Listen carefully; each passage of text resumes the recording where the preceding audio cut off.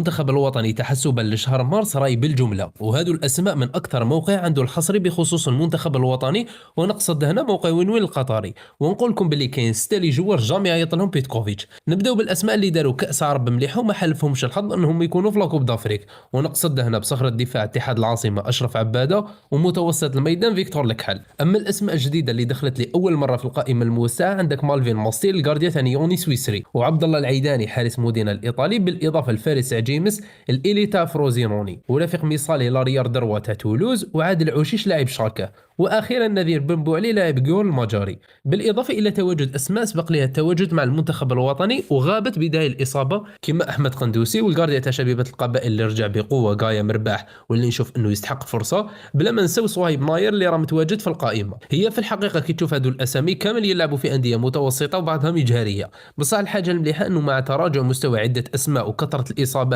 وصغر السن ديالهم ممكن ياخذوا الفرصه. باين ماشي كامل، بصح الاكيد انه راح نشوفوا اسامي جديده.